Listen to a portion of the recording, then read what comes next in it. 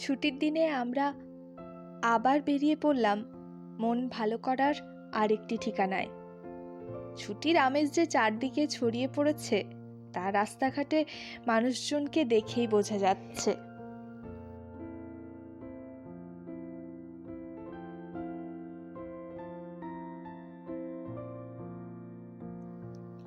আমরা রাজা ভাত খাওয়া ফরেস্টের রেঞ্জ অফিসের পেছনে মিউজিয়ামে আসলাম।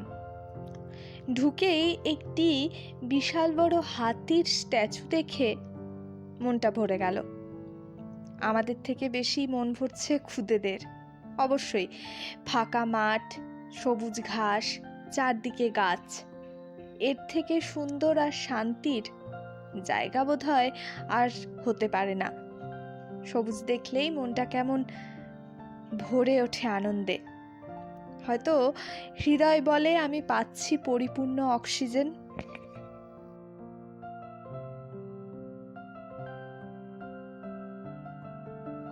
মিউজিয়ামের ভেতরে আমাদের ছবি তুলতে দেওয়া হয়নি, কাউকেই দেওয়া হয় না। তাই বাইরের সৌন্দর্যটুকুই তুলে ধরার চেষ্টা করছি কেবল।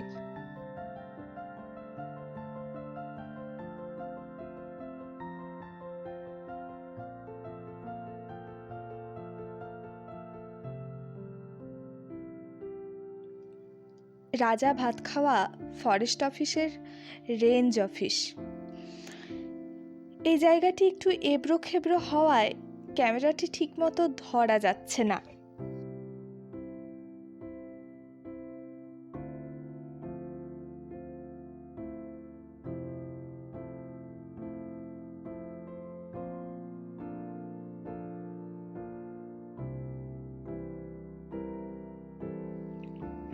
পিকনিকের মরশুম শুরু হয়ে গেছে। বনভোজনে তাই এই সবুজ বনানীর মাঝে পর্যটকদের আগমন ঘটেছে। দেখতে বেশ ভালোই লাগছে। জয়ন্তীর রাস্তা ছাড়িয়ে আমরা উল্টো দিকে রাজা ভাত খাওয়া যাওয়ার রাস্তায় এসে পড়লাম।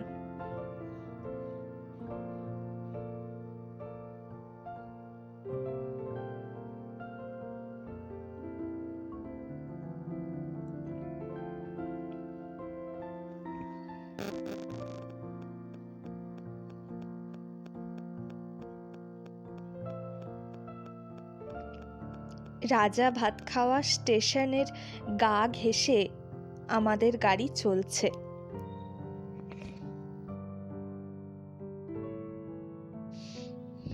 এই জায়গাটি হলো আমাদের 2 দিনের ঠিকানা। অসম্ভব সুন্দর, যা সত্যিই বলার অপেক্ষা রাখে না।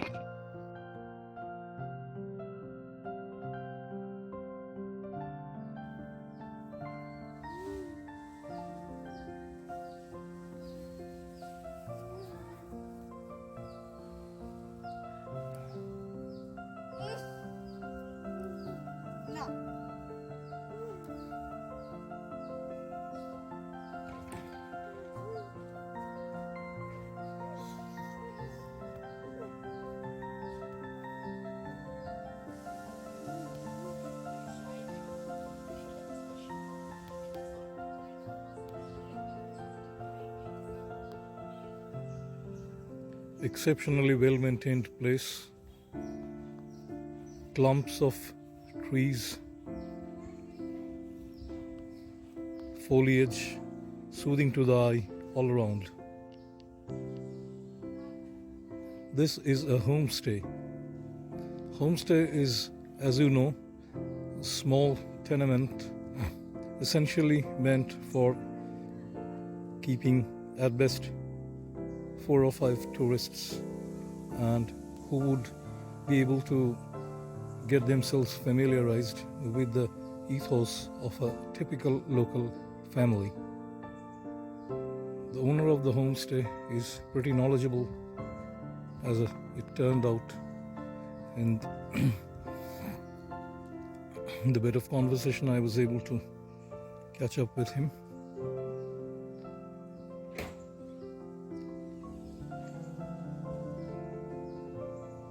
Seasonal flowers and plenty of betel nut trees. Although a mobile tower in the vicinity seems to be some kind of an anachronism, yet nevertheless,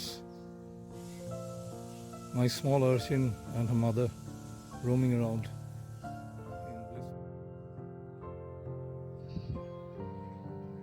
চারদিকে পাখির ডাক, মুরগির ডাক, গ্রাম্য পরিবেশ, সুপুরি বন, নাম না জানা কত গাছ ছড়িয়ে আছে।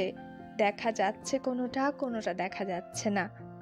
অসম্ভব এক সুন্দর অনুভূতি, যা বোধ হয় এখানে না আসলে ঠিক উপলব্ধি করা যাবে না। একটু বিকেলের দিকে চারপাশের সবুজের কিছু আনন্দ, কিছু মুক্ত বাতাস ঘ্রাণের মধ্যে দিয়ে যতটা ভেতরে যায়, সেটাই আহরণ করতে বেরিয়ে পড়লাম।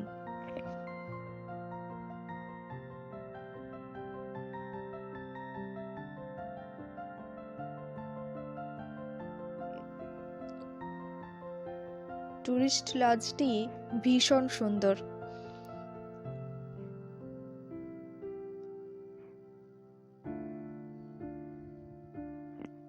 ক্যামেরায় তার সৌন্দর্য যতটা ধরা পড়েছে, চোখে ধরা পড়েছে তার সহস্র গুণ। উপলব্ধি করার একমাত্র উপায় এখানে অবস্থান।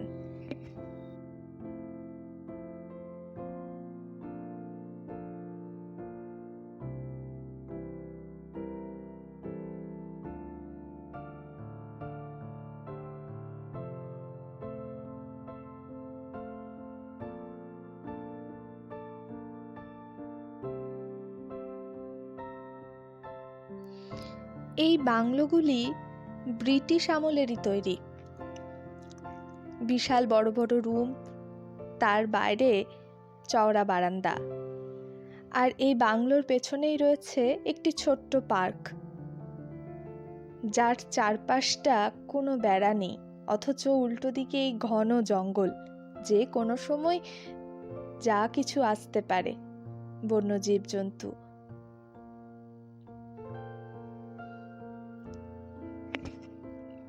সন্ধে নামতেই গতকাল আমরা হোমস্টেতে ফিরে এসেছিলাম। আবার সকালবেলা ওই রাস্তা দিয়েই হাঁটতে বেরোলাম। সূর্যের আলো আর গাছের পাতার যে অদ্ভুত লুকোচুরি খেলা, তা বড়ই মধুর, মনটা আনন্দে ভরিয়ে দেয়।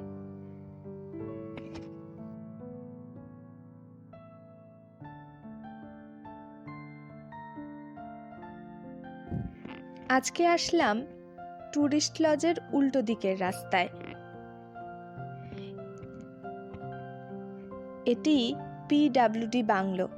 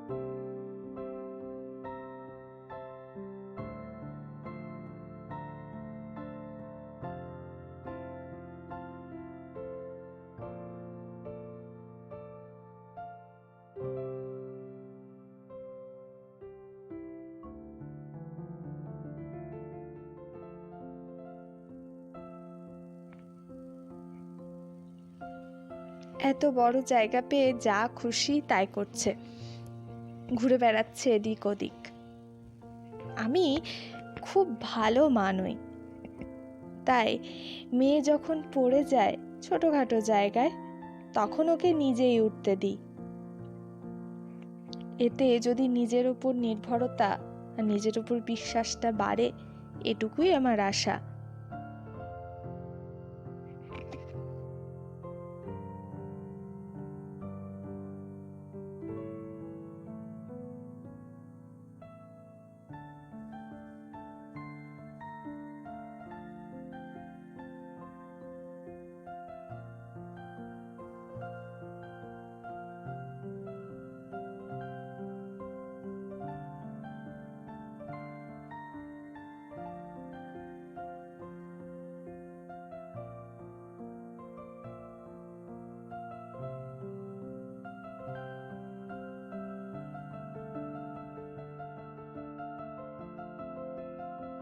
হাত ধরে চলা তার স্বভাবের মধ্যে নেই, রাস্তার মধ্যে একটু গাইড করলেই হলো।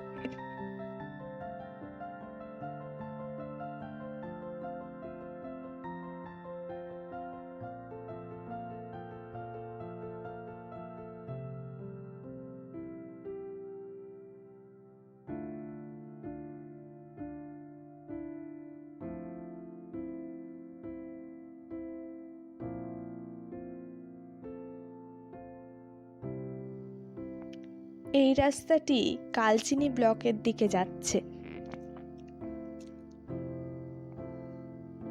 পাশে একটি গ্রামের রাস্তা।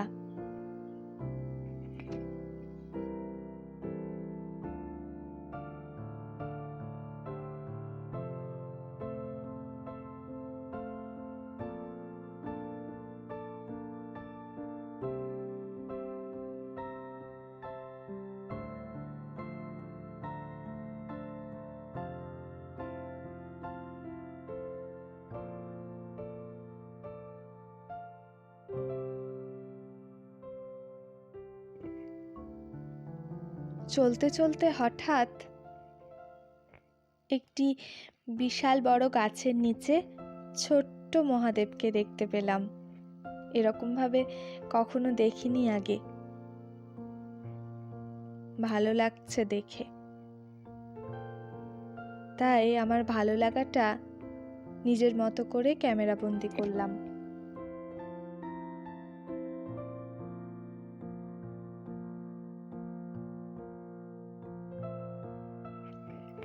রাস্তায় যেতে যেতে আবার একটি ছোট্ট ঝোড়া, স্থানীয় ভাষায় হয়তো কোনো নদী থেকে নিজেকে বিচ্যুত করতে গিয়ে এরকম নাম না জানা একটা ছোট্ট ঝোড়ায় পরিণত হয়ে গেছে। তবু নিজের অস্তিত্ব তো টিকিয়ে রেখেছে সে।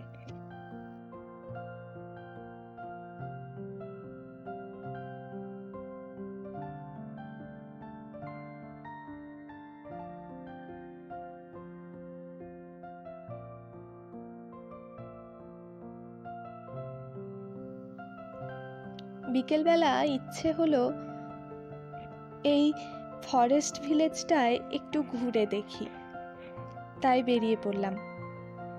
এখানে গ্রামের মানুষের খুব বিশ্বাসের একটি মন্দির আছে, আর আমাকেও তারা তাদের বিশ্বাসের সেই মন্দিরে নিয়ে যাচ্ছে।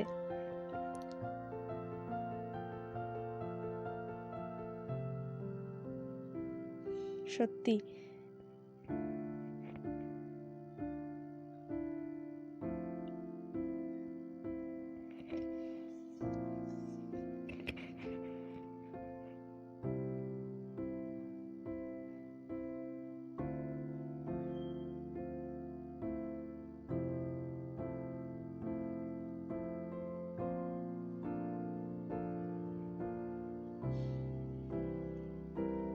এটি হলো মা কালীর মন্দির।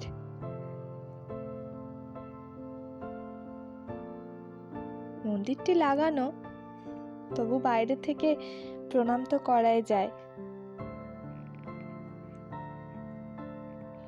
পাশে মহাদেবের মন্দির।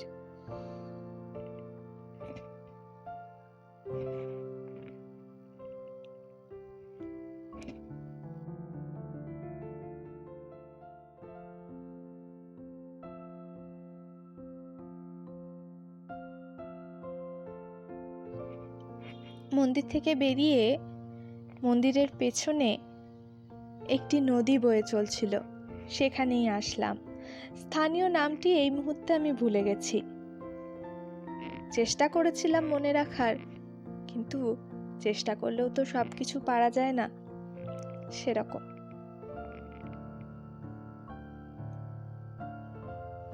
জল ভীষণ স্বচ্ছ, নিচের পাথরগুলো খুব ভালোভাবে বোঝা যাচ্ছে।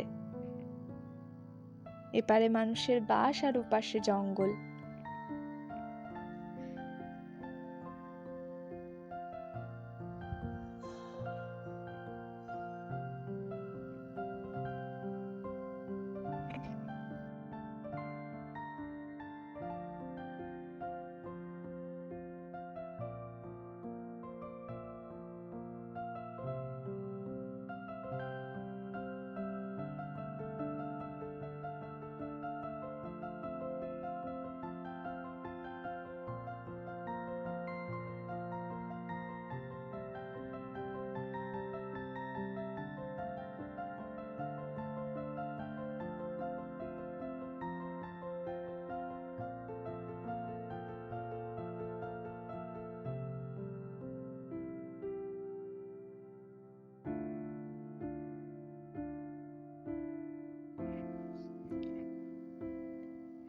রাস্তার দুপাশে লম্বা লম্বা সুপুরি গাছ, তার সাথে অনেক নাম না জানা গাছের সারিও আছে।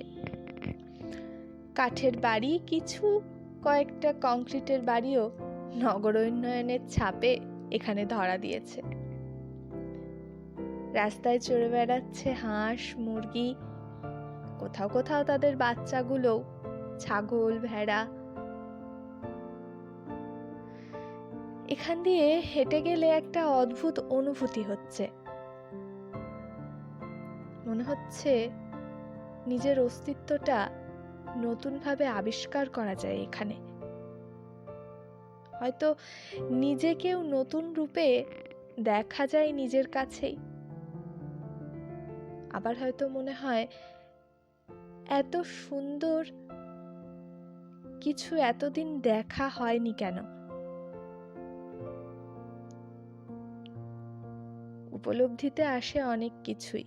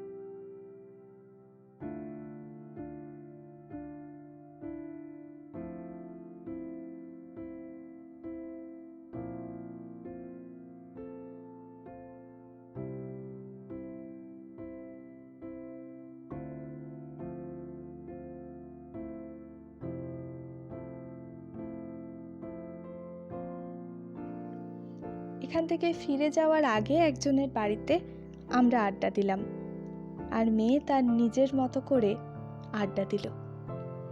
এখান থেকে চলে গেলে এমন প্রকৃতি তাকে আমরা দিতে পারবো না, কিন্তু এখানে যতদিন আছে ততদিন সে তার নিজের মতো করে সবটুকু আস্বাদ নিক।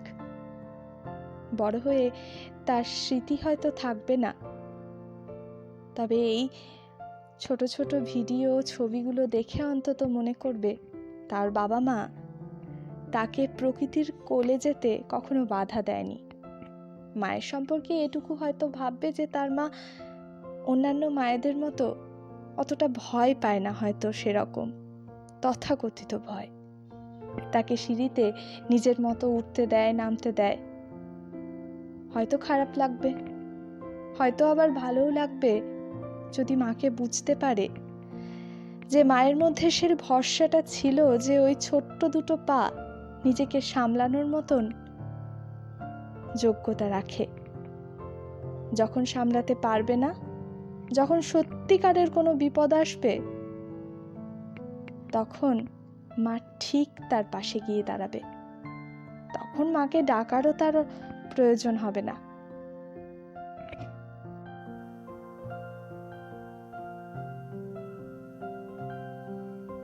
আমরা চলেছি আবার শহরের পথে। চারদিকের সবুজ মনকে অনেকটা শক্তির সঞ্চার দিয়েছে,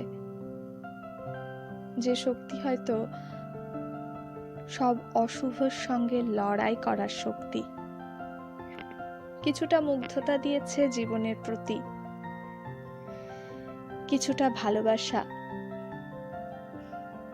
যা বেঁচে থাকার রসদ।